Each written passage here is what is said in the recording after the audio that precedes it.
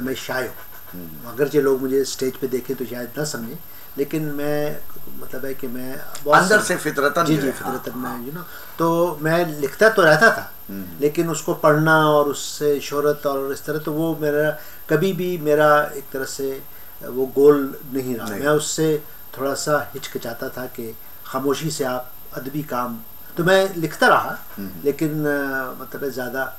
बाद में मैंने जब ये मुशायरे वगैरह हो गए तो फिर मैंने बहुत सी चीज़ें, ये आप तो कराची के हैं, कराची से अफकार रिसाला जो निकलता था जो साहबा लखनवी, तो वो मैं वहाँ भेजता था, उन्होंने छपा। फिर सीप में कुछ चीज़ें, फिर शायर में कुछ, सौगात में, मुख्तलिफ रिसालों में चीज़ें छपती थी, लेकिन मैं खामोशी से विटबी में अपना काम करता रहता। बिल्कुल।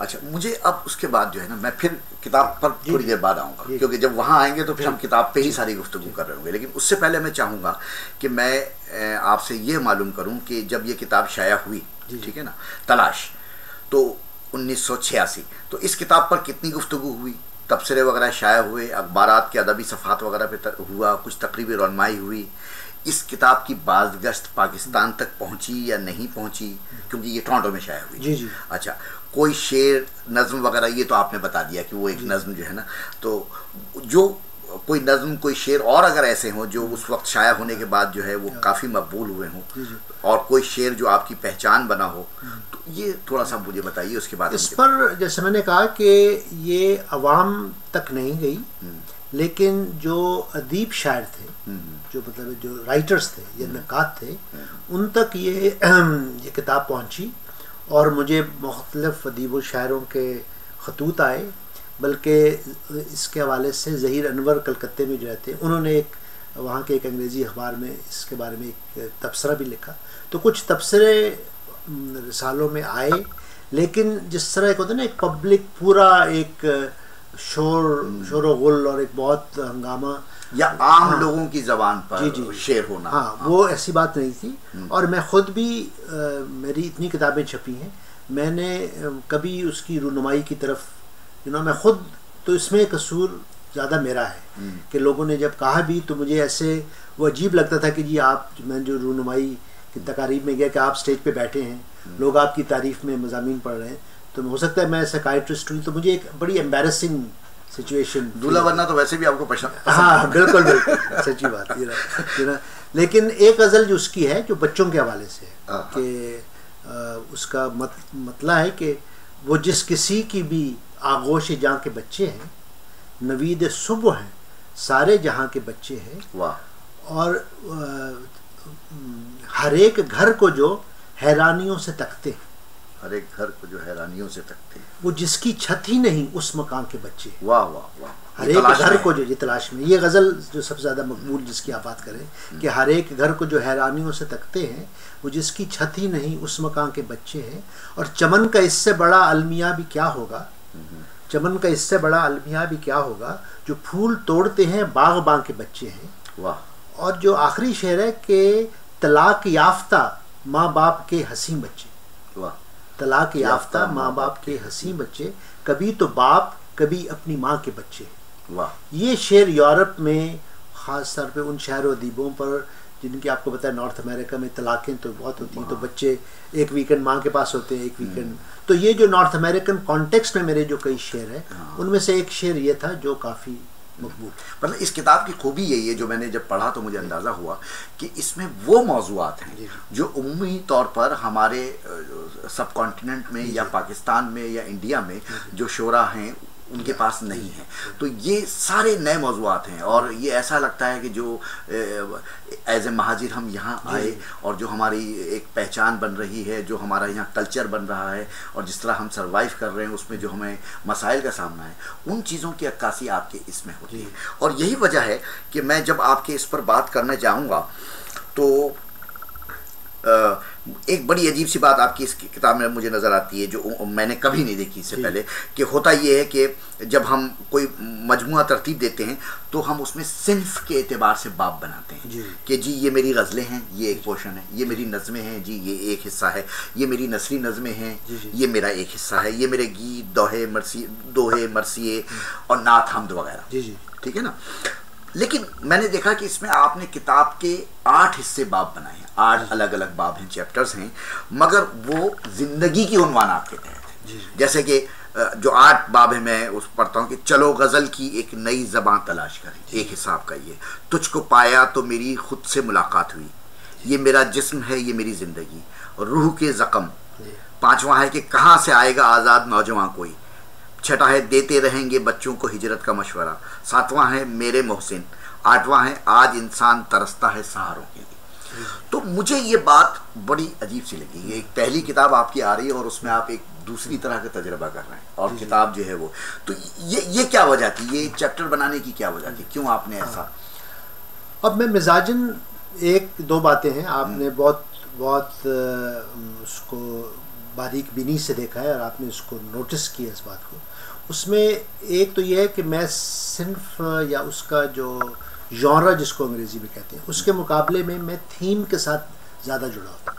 कि ज़िंदगी की जो मसाइल हैं मैं उनके साथ ज़्यादा एक कनेक्शन फील करता हूँ कि बाज़ इश्यूज़ हैं, औरत के मसाइल, बच्चों के मसाइल, हिजरत के मसाइल, नफ्सियाती मरीज़ों के मसाइल, तो उनके बारे में जो मैंने इतना सोचा, गौर किया, उसके बारे में जो शायरी की, उनको मैंने उस किताब में मुख्तलिफ चैप्टर्स बनाकर और वो जो चैप्टर्स हैं वो टोटलिटी में, अगर आप वो 5 चीज़ें हैं, 7 चीज़ें, अगर आप उनको मिलकर पढ़ें तो उसका एक जेस्टाल्ट बनता है कि वो इनफरादी चीज़ें भी हैं और वो कुल्लियती वो भी एक पूरा बाब जो है वो मिलकर एक चीज़ बनता है। दूसरा मेरा ये था कि जो उर्दू शायरी, जो रवायती शायरी है, उसमें बहुत ज़्यादा फैंटेसी का दखल है कि शायर का उस ज़िंदगी की वारदात या तजुर्बात से कम और वो उसकी ख्याली दुनिया है जिसमें वो रहता है। मैं उसके मुकाबले में शायद हकीकत पसंद ज़्यादा हूँ एज ए डॉक्टर, नफ्सियात दान के। तो मेरा ये था कि जो वेस्ट में आकर मेरे तजुर्बात हुए हैं एज ए सिंगल मर्द के, वो भी जो औरतों के साथ भी जो रिलेशनशिप है वो ख्याली नहीं है, तस्वुराती नहीं है, वो एक हकीकी है। जैसे उसमें एक पहला रक्स, कि मैं कनाडा में आया हूँ, मैंने पाकिस्तान में कभी डांसिंग वगैरह नहीं की, यहाँ मैं एक पार्टी में जाता हूँ और एक खातून मुझे कहती है हाँ मेरे साथ रक्स कर, तो मैंने उसे कहा कि मैंने जिंदगी और वो आपने वहाँ लिखा है जो कैफियत हुई। जी बिल्कुल। तो ये मेरे लिए बहुत इम्पोर्टेंट था कि जो मुझ पे बीती है, जो मैंने जो मुशाहिदा है, जो तजुर्बा है, जो वारदात है, उसको मैं कैप्चर करूँ, जो मेरा कैनेडियन तजुर्बा है। बहुत से शायर हैं वो कनाडा में या अमेरिका में या यूरोप में बैठे हैं, लेकिन उनकी शायरी वही मशरक़ वाली शायरी। जी जी ठीक है ना, वही हिजर फरार। यही मैंने यहाँ पे, मैं आपकी बात काट रहा हूँ कि मैंने यहाँ यही नोट किया और यही मैंने लिखा कि आपकी जो गज़लियात हैं बुनियादी तौर पे उसमें तंज नुमाया है। जी जी ठीक है। और फिर ये कि जो हमारी एक रिवायती गज़लें या नज़में हमारी आती हैं, और ख़ासतौर पर उस वक्त आपकी उम्र क्या थी, 35 साल के लगभग होंगे, है ना, 30 की। हाँ मैं तो अपनी 20s में था, मैं तो मुझे मतलब है नहीं, जब किताब छपी है जी जी, तो मैं 24-25 साल का। 24-25 साल के नौजवान शायर से तो हम यही तवक्को करते हैं ना कि उसकी रुमानी शायरी हो, बुनियादी तौर पे इश्क का अहवाल होगा और वही बातें होंगी। तो ना उसमें हिजर मुझे नजर आता है किसी किसी जगह, लेकिन हिजर, विसाल, हुस्न, फराग, तारीफ, जुल्फ, आंखें कुछ भी नहीं है। और उसकी जगह जो चीज़ें वहाँ मुझे नुमाया नजर आती हैं आपके उसमें कि बच्चों का जिक्र, वालिदैन और बच्चों के रिश्तों का जिक्र, सज़ा और जज़ा का जिक्र, दुनिया के इंसानों की फिक्र, गुनाह और सवाब का जिक्र। तो ये टोटल जो है एक अलग मुद्दा है इस पूरी किताब में। हाँ वो आपका मुशाहिदा बिल्कुल ठीक है। तो वो जो मेरे ज़िंदगी के जो तजुर्बात थे या जिन इश्यूज़ के साथ मैं एक लगाव फील करता था, तो चूँकि इसमें एक इम्पॉर्टेंट बात ये है कि ये तलाश जो है ये मैंने लिखा कि इंसान के नाम। तो वो जो मेरा इंसान दोस्ती का जो ह्यूमनिज़म का जो फ़िलासफ़ी है वो वहाँ से उसका आगाज़ हो चुका था, और तलाश की कुछ चीज़ें जो है वो मेरी इंसान दोस्ती के हवाले से उसका आपको उसमें अक्स उसमें दिखाई देगा। बिल्कुल। तो और आपकी बात सही है कि वो जो मैं 20s की बात कर रहा था कि अगरचे किताब 86 में छपी तो मैं 34 साल का था, लेकिन वो मेरी शायरी जो है वो पिछले 10-15 साल, वो मेरा 10-12 साल का तजुर्बा जो है वो उसमें उसका इजहार हुआ है। अच्छा, फिर इसमें जैसे एक चैप्टर है आपका रूह के जख्म, जी जी, मैं अगर उसको देखूं, अच्छा बड़े मज़े की बात यह है कि चैप्टर कोई भी है तो अगर उस मौजू के एतबार से कोई गज़ल है तो आपने वो गज़ल वहाँ रख दी, ये नहीं किया कि गज़ल अलग है, ठीक है ना, गज़ल भी है वहाँ, नज़म भी। पहले मैंने शुरू में आपकी देखी तो उसमें मुझे गज़लें कम नज़र आई, तो मैंने कहा यार गज़लें तो बहुत कम है, ये नज़मों की किताब ज़्यादा लगती है। लेकिन बाद में जब मैं चैप्टर वाइज गया तो वहाँ गज़लें हैं, क्योंकि आपने चैप्टर बिल्कुल अहमियत दी। अच्छा, तो अब इसमें जैसे रूह के ज़ख्म है, अब रूह के ज़ख्म के चैप्टर को जब मैं पढ़ता हूँ तो उसमें बड़े मज़े की बात हुई। मज़े की बात हुई कि जो जितना मेरा आपका साथ रहा है और जितना मैंने आपको देखा, मैंने आपको बहुत पॉजिटिव पाया। मैंने कभी आपको गमगीन या अपने लिए दिल बर्दाश्त था इस कैफियत में कभी नहीं देखा। तो मैंने जब वो पढ़ना शुरू किया तो मैंने गौर नहीं किया था, तो जब मैंने पढ़ना शुरू किया तो उसमें एक नज़म है जो खुदकशी की तरफ माइल नौजवान के कि मैं खुदकशी करना चाहता हूँ, एक नज़म कुछ और डिप्रेशन की बातें हो रही हैं, ये हो रही। तो अच्छा, मुझे एक तरह से खुशी महसूस हुई। खुशी इसलिए महसूस हुई कि यार डॉक्टर साहब इस प्रोसेस से भी गुजरे हैं। आज जो डॉक्टर साहब से जिनसे मैं मिलता हूँ वो उस प्रोसेस से गुजर के आ रहा है, तो मैं बड़ा खुश हुआ कि अब मैं यहाँ बहुत सारे सवालात कर सकूँगा। लेकिन जब मैं वो चैप्टर ख़त्म करके वापस चैप्टर के फर्स्ट पेज पे आया तो नीचे लिखा हुआ था ये मेरी मरीजों की दास्तान है ना। तो इसका मतलब ये है कि जो आपके पेशेंट थे उनसे जो कुछ आपने देखा वो भी यहाँ आपने पेश किया। हाँ, वो जैसे मैंने कहा ना वो सुर्ख दायरा भी, वो जो लेबर रूम के तजुर्बात थे वो वहाँ आए, तो जो साइकेट्रिक हॉस्पिटल जहरी मरीजों के थे, तो वो एक जो एम्पथी आप उसको कहें, कंपैशन उसको कहें, कि उनके तजुर्बात, उनकी गुफ्तगू, उनके साथ जो डायलॉग्स हुए, इंटरव्यूज़ हुए, उनसे जो जो बातें मैंने सीखी या जो महसूस की, तो मेरा ये था कि उसका तख्लीकी इजहार अपनी शायरी में और अफसानों में, मज़ामीन में, उसमें उसका इजहार हो। बिल्कुल, वो जैसे देखिए, अब अगर मैं दूसरी तरफ जाता हूँ तो एक आपका जो टॉपिक है और वो आपका 5वां टॉपिक है कि कहाँ से आएगा आज़ाद नौजवान कोई, ठीक है ना। अब जो है ये मतलब शायरी हो रही है लेकिन शायरी में भी एक मैसेज है, और मुझे ऐसा लगता है कि जो उस वक्त भी शायद पाकिस्तान में कैफियत ऐसी थी कि आपको महसूस होता था कि एक नौजवान के जो ख्यालात हैं वो पूरी तरह अपना परवाज नहीं कर पाते, वो मुक़य्यद है किसी चीज़ में। जी, तो वो जो वो जो शेर है कि हमारे बच्चों की सोचों पे कब से पहरे, हमारे बच्चों की सोचों पे कब से पहरे हैं, कहाँ से आएगा आज़ाद नौजवान कोई। तो मैं हमेशा से बच्चों के अंदर जो उनकी सलाहियतें हैं, जो उनकी क्रिएटिविटी है, जो उनके अंदर एक इंस्पिरेशन है, जो उनका आर्ट है, जो उनका फ़लसफ़ा है, जो उनका साइंस के साथ लगाव है, मैं ये समझता हूँ कि रवायती माहौल उसको दबाने की, उसको कुचलने की कोशिश करता है और उसको एक मिडिल क्लास वैल्यूज़ के तुम डॉक्टर, इंजीनियर, लॉयर बन जाओ, लेकिन उसका जो फ़न है, और मैं ये समझता हूँ कि ये एक माशरे के लिए ये एक बदकिस्मती की बात है कि हम अपने बच्चों को उतनी अहमियत नहीं देते, उनकी सलाहियतों को उजागर नहीं करते, उनको एक ख़ास मोल्ड में रवायती। और एक और जो दूसरी किताब है उसमें है कि इस दर्जा रिवायात की दीवारें उठाई, नस्लों से किसी शख्स ने बाहर नहीं देखा। वाह। तो ये आपका मुशाहदा दुरुस्त है कि मेरे नज़दीक बच्चों और नौजवानों के लिए कि उनके जो इश्यूज़ हैं कि उनको आगे बढ़ने के लिए की जो रुकावटें हैं, मैं उसके बारे में बहुत सोचता था और वो चीज़ें मेरी शायरी में उसका अक्स। और मैं चूँकि मतलब ज़िंदगी, मैं समझता हूँ कि अदब को या फ़न को या फ़नून लतीफ़ा को ज़िंदगी के साथ जुड़े रहना चाहिए, ये मेरा। अच्छा, तो मैं अगर आपसे क्या ये पूछ सकता हूँ कि क्या यही वो घुटन थी जो आपको पाकिस्तान से बहुत कम उम्री में यहाँ ले आई? हाँ, वहाँ पर मुझे ये फील होता था कि जैसे आप देखो उसमें एक नज़म है जो औरतों के बारे में, एक नज़म है लेस्बियन। तो लोग ये समझते हैं कि मैंने कनाडा में आके लिखी, हालांकि ये मैंने पेशावर में लिखी थी, ठीक है जी ना। ये तो मतलब एक, लेकिन हमारे यहाँ तो वो अल्फाज नहीं है, मतलब लेस्बियन अंग्रेज़ी मुझे लिखना पड़ा, यू नो। और फिर वो लोग कहते हैं कि ये आप फोश निगारी कर रहे हैं, ये कर, हालांकि उसमें कोई इरोटिका नहीं है, वो उनके मसाइल है। मैं समझता हूँ कि औरतों के जो मसाइल हैं, यू नो, या मर्दों के भी मसाइल हैं, कि अदब को लोगों ज़िंदगी के मसाइल के बारे में गुफ्तगू करनी चाहिए, इजहार ख्याल करना चाहिए। तो वहाँ पर मुझे लगा, ऐसे फ़ील हुआ कि अगर मैं पेशावर में रहा, चूँकि उसका माहौल बहुत ही रवायती मजहबी है, तो मेरी क्रिएटिविटी शायद इतनी परवान न चढ़ सके, मुझे मसाइल। तो मैंने यही सोचा कि मैं मतलब दुनिया घूमूँ भी, देखूँ भी, और किसी ऐसी जगह पे जाके रहूँ जहाँ मैं अपनी मर्ज़ी से ज़िंदगी गुजार सकूँ तो ये उसका एक पहलू। उसमें आप कभी मुझे बता रहे थे कि आपके जो चचा हैं आरिफ अब्दुल मतीन, उनका भी एक आपके लिए नसीहत थी कि पहले डॉक्टर बन जाओ, वो ज़रा सा बताइए फिर। हाँ, वो जब मैं टीनेजर था तो आपको पता है एक मजहबी माहौल में कि जी आप ये कुरान पढ़ें, आप नमाज़ पढ़ें, आप रोज़ा रखें, आप ये मतलब वो जो रवायात को फॉलो करें। तो मैं चूँकि बहुत सीरियस था तो मैंने वो अरबी तो चूँकि मुझे आती नहीं थी, तो मैंने एक अरबी का कुरान लिया और उसको तकिए पर रखा और मैंने जो है ना मुख्तलिफ जो तफासिर है कुरान को समझना। हाँ।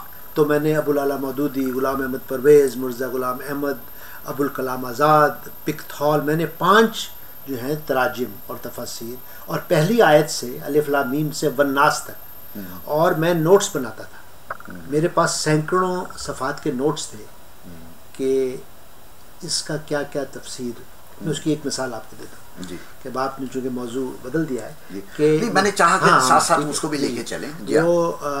वो मिसाल ये देता हूँ कि कुरान में एक एक्सप्रेशन है नफ्सुन वाहिदा। जी जी जी। तो सब उसका तर्जुमा आदम करते हैं जी। तो अबुल कलाम आज़ाद की जब मैंने पढ़ी तफसीर तो उन्होंने उसका तर्जुमा यूनिसेलुलर ऑर्गेनिज्म लिखा। अच्छा। और कहा कि ये डार्विन की थ्योरी के मुताबिक। तो बाज़ जो थे मतलब मुस्लिम स्कॉलर्स वो कहते थे कि कुरान डार्विन की थ्योरी के ख़िलाफ़ है और बाज़ कहते थे उसके हक़ में। बिल्कुल। तो जब आरिफ अब्दुल मतीन आए, जिस वाक़े की तरफ आप इशारा कर रहे हैं, वो लाहौर से आए और वो मुझे पेशावर के ग्रीन्स होटल में ले गए और उन्होंने मुझे जैसे एक अदीब को आप लेकर जाते हैं चाय पिलाई और जो पैटीज़ होती थी, क्रीम रोल्स होते थे, वो खिलाए और मुझे कहा कि मुझे पता चला कि तुमने लिखना शुरू किया है। तो मैंने बताया कि मैं शायरी करता हूँ, अफसाने लिखता हूँ। फिर जब उन्होंने नज़रियात की बात की तो मैंने उनको कहा कि जी मैंने ये सब पढ़ा है और मैं जो हूँ अब मज़हब और खुदा और इन चीज़ों से मैं दस्तकश हो गया हूँ। मैं पहले शख्स है जिनको मैंने कहा कि मैं एथियस्ट हो गया हूँ। अच्छा, मेरा ये ख्याल था कि वो मुझे कायल करने की कोशिश करेंगे। तो उन्होंने मुझे कहा कोई बात नहीं बेटा, तुम्हारे जो दादा के भाई थे, तुम्हारे चचा के जो चचा थे, वो 60 साल की उम्र में बहरी हुए थे, मैं 40 साल की उम्र में हुआ था और तुम 20 साल की उम्र में। तो लेकिन उन्होंने कहा कि ये बातें तुम यहाँ मत करो क्योंकि यहाँ तुम्हें कुछ हो जाएगा, कुछ बुरा हो, तो तुम डॉक्टरी कर लो, MBBS कर लो, उसके बाद किसी मगरबी मुल्क कनाडा, न्यूजीलैंड, ऑस्ट्रेलिया, कहीं अमेरिका, वहाँ जाके रहना और फिर ये बातें सेकुलरिज्म की, ह्यूमनिज्म की जब वहाँ करोगे वहाँ का माशरा इसको एक्सेप्ट करेगा। यहाँ का माशरा अभी इन चीज़ों के लिए तैयार नहीं। तो उनकी नसीहत पर मैंने अमल किया और मैं खामोश रहा और फिर जैसे मैंने कहा मैं जब कनाडा आ गया तो फिर मैंने इन इश्यूज़ पर खुल के बात नहीं, मैं साथ इसलिए लेके चल रहा हूँ कि वो जो आपकी शायरी है जी। और उसके पीछे जो आपकी शख्सियत है और जो आपकी सोच है वो भी थोड़ा सा सामने आ रही है, तो उससे लोग चलते हुए महसूस कर रहे हैं कि क्या है। अच्छा, जैसे कि मैं अभी जिक्र कर रहा था आपसे कि वो जो आपका टॉपिक है कहाँ से आएगा कोई आज़ाद नौजवान कोई, तो इसमें मैंने जो नज़में पढ़ी बहुत सारी अच्छी नज़में, लेकिन मुझे एक बूढ़ा फौजी इसने बहुत मुतासिर किया। तो आप ज़रा सा अपने क़ारीन के लिए ज़रा सा ये बूढ़ा फौजी। चलिए मैं ये नज़म भी पढ़ देता हूँ फिर मैं आपको थोड़ा सा बैकग्राउंड भी उसका। अच्छा बताएं। बिल्कुल जी हाँ। मैं असल में आपका वो लिख लूँ, मैं देख जी जी बिल्कुल, अगर पढ़ने में मुझे आसानी हो। मेरे ख्याल में एक ही है। जी जी। बूढ़ा फौजी। जी जी। ज़माना उसको बीता है, मैं फौजी था। वाह। मैं अपने देश का अदना सा खादिम था। मैं अपने मुल्क व मज़हब का बहुत मुखलिस सिपाही था। बहुत सी जंगों में मैं जान की बाजी लगाकर लौट आया था। बहुत से मारकों में मौत को भी छू के आया था। मुझे हर जंग में, हर मारके में फ़ख्र था इसका। हकीकत का मैं पैरव था, सदाकत का मुबल्लिग था। मोहब्बत मेरा मज़हब था, मुजाहिद बन के ज़िंदा था। शहादत मेरा मकसद था। मगर फिर रफ्ता रफ्ता मुझको अपने साथियों के, हुक्मरानों के छुपे मंसूबों और हर राहे राज़े दर पर्दा से आगाही हुई हासिल। हुआ मालूम ये मुझको सदाकत थी कहाँ, किश्वर कुशाई का जुनू था एक। हकीकत जो बज़ाहिर थी सरापा एक तासुब था। मोहब्बत नाम था, फ़िरऔनियत थी उसके पर्दे में। मेरी इस आगही के बाद मुझ पर एक क़यामत ही तो गुज़री थी। मेरे दिल में मेरा एहसास कांटा बन के चुभता था। मेरे दिल में सवालों का अजब तूफ़ान उठता था। मैं ख़ुद से पूछता ये था कि मेरी असलियत क्या है, सिपाही हूँ कि जालिम हूँ, मुजाहिद हूँ कि कातिल हूँ। उसी एहसास का, उस सोच का अब ये नतीजा है कि अपनी फ़ौज को छोड़े हुए अरसा हुआ, लेकिन मेरा माजी मेरे कांधों पे भारी बोझ है अब तक। वाह वाह, तो ये एक फौजी की पूरी सोच आपने बयान की जी इसमें, और ये एक पूरा एक माशरती जो है हमारा, और ख़ास तौर पे आज के दौर में हम, आपने ये लिखी 85 में और 84 में या 80s में आपने लिखी होगी, लेकिन ये आज भी पूरा उतरता है।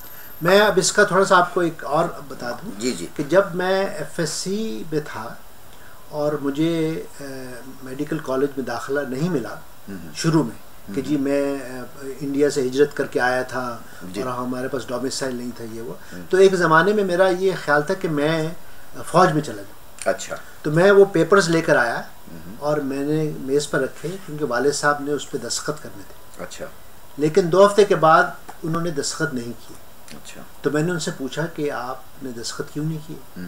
तो मुझे कहते हैं, बेटा तुम फ़ौज में जाना चाहते हो, अगर फ़ौज में जाओगे तो तुम्हें ये ओथ लेना पड़ेगा कि अगर तुम्हारा कमांडर कहे shoot, then you have to shoot. और अगर कल को अफ़गानिस्तान या ईरान से हमारी जंग हो जाती है तो तुम मुसलमानों को कत्ल करो। अच्छा।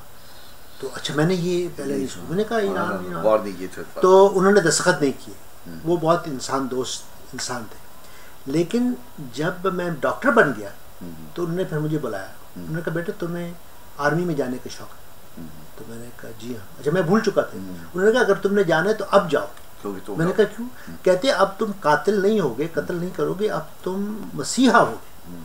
तो मेरे नज़दीक ना वो जो फ़ौज जाना और ना जाना और उसके बारे में आपका जो एक गिल्ट है या आपका जो कॉन्शियस है, जो आपका एक पूरा जो एक क्राइसिस ऑफ फेथ है, वो मैं सोचता रहता था। इस वजह से जब 9/11 हुआ और ये अफ़गानिस्तान पे इन्होंने हमला किया अमरीकियों ने, तो मुझे उस वक्त अपने वालिद साहब की बात का एहसास हुआ कि वो जंग के बारे में, फ़ौज के बारे में एक नुक्ता नज़र रखते थे, और मुझे खुशी हुई कि उन्होंने मेरी रहनुमाई की इस मामले में, और बहुत सी बातें और हवालों से भी। लेकिन ये एक उसका एक्सप्रेशन है कि मुझे अपने वालिद साहब से बहुत एक उनके आइडियलिज़म जो है उसने मुझे बहुत इंस्पायर किया। अच्छा, एक ज़िमनी सवाल इसी में करता जाता हूँ कि चूँकि आपके पास हर तरह के मरीज़ आते हैं, और कभी कोई फ़ौजी मरीज़ यहाँ आया, कोई ऐसी नफ्सियात जो आपने इसमें लिखी है, तो वो कहीं किसी फ़ौजी में यहाँ आपको मिली? हाँ, मुझे चंद फ़ौजी जो वियतनाम वार में, अच्छा। और उस तो बल्कि एक ने मुझे कुछ नज़में भी भेजी। अच्छा। कि उसने जब वो देखा ना इतना कत्ल गारत और खून और बच्चों के बाजू कटे हुए और ये कटे हुए, तो वो जिसको अब हम पोस्ट ट्रॉमेटिक स्ट्रेस डिसऑर्डर कहते हैं। बिल्कुल। तो वो मेरे पास कई मरीज़ थे, अच्छा। जिनको वो पोस्ट ट्रॉमेटिक स्ट्रेस डिसऑर्डर था, और वो बल्कि यहाँ तक आपको देखें कि वो एक दिन एक मरीज़ था, वो बैठा हुआ था एक बेंच पर, और उसका कोई पुराना दोस्त वो आया और उसने उसको एक तरह से सरप्राइज़ देने के लिए उसके कंधे पे हाथ रखा, और ये अचानक उठा और उसने आकर उसका गला पकड़ लिया, क्योंकि उसके अंदर का जो कि वो जो ना वो था कि वो ये समझ, फिर उसको नदामत हुई कि तो मेरा दोस्त है। तो लोगों में हमें एहसास नहीं होता जब हम लोगों को, अपने सिपाहियों को भेजते हैं, कि वो जंग में जब वो इतना वायलेंस और इतना एग्रेशन देखते हैं तो उन पर नफ्सियाती तौर पे क्या असर होता है, और मतलब है कि सैकड़ों लोग जो हैं वो फिर नफ्सियाती इलाज कराते रहते हैं। तो बहरहाल ये ये बड़ी अच्छी बात सामने आई, बड़ी अच्छी, क्योंकि ये तजुर्बात आम लोगों के सामने नहीं आते, ठीक है ना। और आप हसास हैं, आप शायर हैं, आप अदीब हैं, आप तो इसको ज़्यादा महसूस करते हैं। डॉक्टर साहब, इसी किताब में एक आपका बाब है मेरे मोहसिन, जी जी, ठीक है, और इस बाब में सिर्फ एक ही नज़्म, जी जी, ठीक है, और उसका उन्वान है वालिदैन की शादी की 30वीं सालगिरह। अच्छा, लेकिन इस एक नज़्म पर भी जो है ना, मुझे एक तासुर पैदा हुआ, और वो तासुर ये पैदा हुआ कि बच्चे जब वालिदैन से बात करते हैं तो उमूमन ये कहते हैं कि आपने अपने फ़राइज़ निभाए, हम पे कोई एहसान नहीं किया। ये एक जर्नल चलता है, लेकिन इसमें मैं देखता हूँ तो वो बेटा अपने माँ बाप से किसी और तरह से मुखातिब है। तो मुझे बड़ा ये हुआ कि आपने उस रिश्ते को भी किस तरह समझा, अगरचे वो उस रिश्ते में आप खुद उस तरह दाखिल नहीं हुए, लेकिन उसके बावजूद आप अप्रिशिएट कर रहे हैं अपने वालिदैन को कि आप, मैं चाहूंगा ये नज़म भी आप सुनाएं ताकि लोग जो है महसूस करें कि मतलब आपके जो सोचने का अंदाज है वो कितना मुख्तलिफ है एक आम से। और ये एक इस बात में एक क्या वजह थी कि एक ही, ये भी मुझे बताइए। वालिदैन की शादी की 30वीं सालगिरह पर लोग कहते रहे, हम भी सुनते रहे, जिंदगानी का रंगे हिना आरजी, रिश्तों नातों की महकी फिजा आरजी, उल्फतों का चिरागे वफा आरजी। और हम सोचते ही रहे 30 बरसों की ये दोस्ती कैसे मुमकिन हुई, कैसे माँ बाप की ये रफाकत सलामत रही। पहले हैरान थे अब भी हैरान हैं, अपने प्यारों से कितने हम अनजान हैं। पहले हैरान थे अब भी हैरान हैं, अपने प्यारों से कितने हम अनजान हैं। आरज़ू ही रही काश रिश्तों का सिर्रे निहा जान लें, काश माँ बाप को अपने पहचान लें। वाह। तो नहीं, आपकी मोहब्बत है कि आपने ये नज़्म चुनी, क्योंकि मैं सच्ची बात है कि अपनी ज़िंदगी में शायर होने के हवाले से भी और नफ्सियात के तालिब इल्म होने के हवाले से भी मेरा यही एक ये राज जानना कि दो इंसान इकट्ठे रहते हैं और इतना वक्त गुजारते हैं और कैसे एक दूसरे के साथ अपनी ज़िंदगी को निभाते हैं, कि ये जो है ना एक बहुत बड़ा राज है। लेकिन चूंकि रोज़ लोग कर रहे होते हैं तो वो उस राज को टेकन फॉर ग्रांटेड लेते हैं। बिल्कुल। लेकिन मेरा नहीं ख्याल कि ये टेकन फॉर ग्रांटेड है, बल्कि लोग ये कहते हैं, हैरान होते हैं कि इनकी तलाक हो गई। मैं तलाक पे कभी हैरान नहीं हूँ। मैं इस बात पर हैरान होता हूँ, आज भी हूँ, कि लोग 20, 30, 40 साल से एक दूसरे के साथ रह रहे हैं। ये जो साथ रहने का जो वो है, क्या उसको कहें, एक मिस्ट्री है। मेरा एक और शेर है कि आजकल रिश्तों का ये आलम है, आजकल रिश्तों का ये आलम है, जो भी निभ जाए भला लगता है। वाह वाह। तो जो निभाना है ना, वो तो मैं दोस्ती में भी, मोहब्बत में भी शादी में भी, तो ये नौजवानी से मैं इसके बारे में बहुत बहुत बहुत सोचता रहा, गौर करता रहा कि यार ये कैसे मुमकिन है कि लोग ख़ासकर पाकिस्तान और मशरक़ी माहौल में, वो जिनको डेटिंग भी नहीं करते, कुछ इस तरह के इश्यूज़ भी नहीं होते, उसके बावजूद वो सारी 30 साल, 40 साल, 50 साल एक दूसरे के साथ गुजार देते। बहरहाल ये मेरा एक ज़िंदगी का एक वो रहा है, एक तजस्सुस से। तो इसका मतलब ये है कि वो बाब एक नज़्म होने के बावजूद अपनी जगह बहुत भरपूर और मुकम्मल, ये मुकम्मल है, ये काफ़ी है। इसके वो मज़ीद कहने की कुछ ज़रूरत नहीं। अच्छा डॉक्टर साहब, आपकी जब मैं इसमें शायरी देखता हूँ तो दो बाब बहुत जो है गौर तलब भी हैं और उस पर काफ़ी बात भी हो सकती है। एक तो ये कि तुझको पाया तो मेरी खुद से मुलाकात हुई, और दूसरा ये मेरा जिस्म है, ये मेरी ज़िंदगी। इसमें आपने औरत बनकर औरत के जो तासुरात हैं वो आपने बयान किए, और वो ऐसे हैं कि जो आम तौर पर शायर नहीं बयान कर पाते। तो इस पर जो है हम अगले वीडियो में गुफ्तगू करेंगे। ठीक है ना, और क्योंकि ये ज़रा एक भरपूर मौजू है तो इसमें हम गुफ्तगू करेंगे अगले वीडियो में। मैं इस वीडियो से आपसे इजाज़त चाहूँगा, और वो एक जुमला मैं वहाँ से आके जो शुरू में आपने कहा वो मैं यहाँ मिलाता हूँ कि आपने कहा कि अपने बारे में गुफ्तगू करना मुझे बड़ा अजीब सा लग रहा है। तो मैं आपको ये बताता चलूँ इस वीडियो के एंड में कि ये आपने सिर्फ अपने बारे में गुफ्तगू नहीं की है, बल्कि आपने एक अहद, एक सोच, ठीक है ना, एक माशरत, क्योंकि ये नज़में कोई रुमानी नज़में नहीं है, कुछ वो नहीं है, आपने उसकी अक्कासी की है। मुझे सिर्फ चलते चलते इतना बताइए कि अगर आज कोई ये किताब तलाश जो है, ये तलाश, ठीक है, जिसपे अभी कुछ गुफ्तगू बाकी रहती है, अगर कोई पढ़ना चाहे तो वो कैसे पढ़े? क्या मतलब कैसे हासिल करे किताब? अगर कोई हासिल करना चाहे, पढ़ना चाहे, वो चूंकि मुझे बहुत से स्टूडेंट्स की रिक्वेस्ट आती थी इंडिया से, जो मेरी शायरी अफसानों पर, तो मैंने अब बहुत सी अपनी किताबें अपनी वेबसाइट drsuhail.com पर, जरा दोबारा इसको आराम से रिपीट कीजिए, www.drsuhail.com जो मेरी वेबसाइट है, उस पर मैंने तलाश और बहुत सी और किताबें जो है स्कैन करके लगा दी हैं। अच्छा। ताकि जो लोग पढ़ना चाहें वो पढ़ सकते हैं। बिल्कुल। तो ख़वातीन हज़रात, मुझे पूरी उम्मीद है कि इस वीडियो से आप डॉक्टर साहब की उस आज शख्सियत से ज़रूर वाकिफ़ हुए हैं जो 1985 तक एक जो है तख्लीकी हुनर के साथ ज़िंदा थी। इंशाल्लाह अगली वीडियो में हम फिर हाजिर होंगे और उनकी दूसरी शायरी की किताब पर भी हम तबसरा करेंगे। हम देखेंगे कि उनका ये सफ़र कितना आगे बढ़ा, कहाँ जो है उन्होंने गज़लों में क्या नई चीज़ें लेकर आए, नज़मों में क्या लेकर आए, वो सारी हम गुफ्तगू करेंगे। मैं इतना अच्छा अदबी इंसान नहीं हूँ, बहुत अच्छे लफ्ज़ नहीं बोल सकता, लेकिन उसके बावजूद मैं सिर्फ चूँकि डॉक्टर साहब के एक हुनर को जो है वो खराज तहसीन पेश करना चाहता हूँ, इसलिए मैं बैठा हूँ। उम्मीद करता हूँ कि आप सबको ये हिस्सा पसंद आया होगा। इस सिलसिले में आप कोई भी सवाल करना चाहें तो आप सवाल कर सकते हैं मुझे फेसबुक पर, मुझे यूट्यूब पर, जहाँ हम ये लोड करेंगे वहाँ आप कमेंट्स में अपने सवाल कीजिए। और ऐन मुमकिन है कि जब हमारे पास कुछ सवाल जमा हो जाएं तो किसी दिन, अब तो लाइव का ज़माना है, तो हम डॉक्टर साहब के साथ लाइव भी बैठेंगे और आपसे गुफ्तगू करवाएंगे। डॉक्टर साहब बहुत बहुत शुक्रिया। मैं आखिरी कमेंट मैं भी करना चाहता हूँ कि आप कसरे नफसी से काम ले रहे हैं। आप बहुत अहम अदबी शख्सियत है, बल्कि आपने जो मेरे बारे में खाका लिखा था और डॉक्टर सुहेल को ढूंढे, वो अगरचे वो मेरे बारे में है,